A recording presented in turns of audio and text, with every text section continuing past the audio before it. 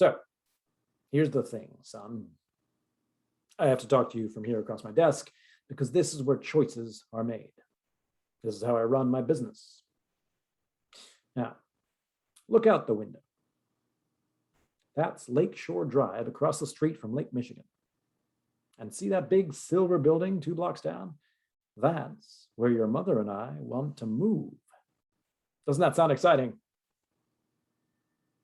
Why didn't Mom tell you about this? Shit, your mother doesn't have the balls to tell you certain things that your father has to spell out, like Chicago.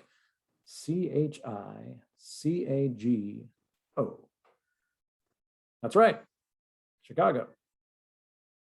No. A flat out no, that's your answer? Why? You want to stay in Winnetka with your what? Your neighborhood gang? Who's in this gang? Skippy, and stop right there. When you move to Chicago, you can join a real gang. And there won't be any kids named Skippy. Huh?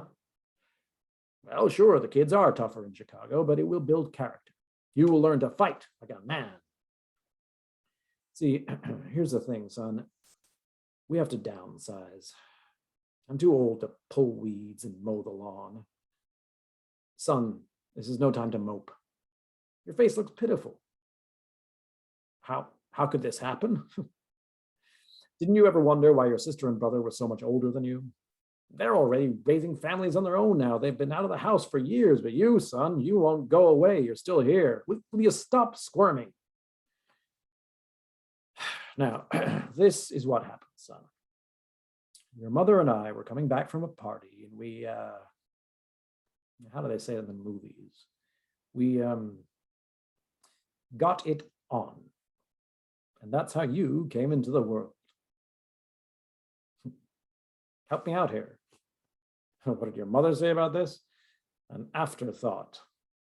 She said you were an afterthought. No, thinking had nothing to do with that night. Oh, come on, son. No way. You're not being punished for something we did. Life is just full of surprises. Wait. Stop. Come back here. You can't just walk out on me. Don't you even want to know what your other choice is? Now you just sit yourself back down and let me show you this brochure. Look at all those beautiful old white colonials glistening in the sun. Pretty, huh? This is a boarding school in the rolling green hills of Connecticut. No, it's not a military school. It's a Christian school with scientists. I mean, it's a Christian scientist school. Doctors, no, they don't believe in that. But if you do get sick, I'll make sure you get plenty of chicken soup. Son, you watch your fucking language. Don't take the Lord's name in vain. What? No, this isn't like Catcher in the Rye. You won't end up like Holden Caulfield. That boy needed a shrink, and I don't believe in shrinks. Besides, that was an all-boys school. This is a co-ed boarding school, like in girls and boys. Co-ed. Well, yeah, you might be sharing dorms. Hell, for all I know, you might even be sharing rooms together. You think you're man enough to handle a whole room full of girls, morning, noon, and night?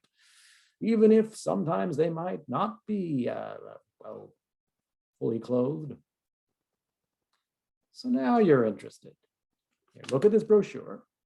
Better yet, son, look at those school uniforms. Aren't those pleated skirts and these socks just adorable? No, you keep that brochure. That's for you.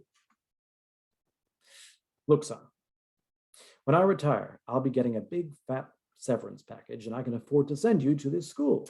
All you have to do is go to the Christian Church of Science every Sunday and spend a few hours in their reading rooms. What? Oh, well, sure. Both the church and the reading rooms are co-ed. How would I know? That was part of the deal. Your mother and I had to convert to the church also.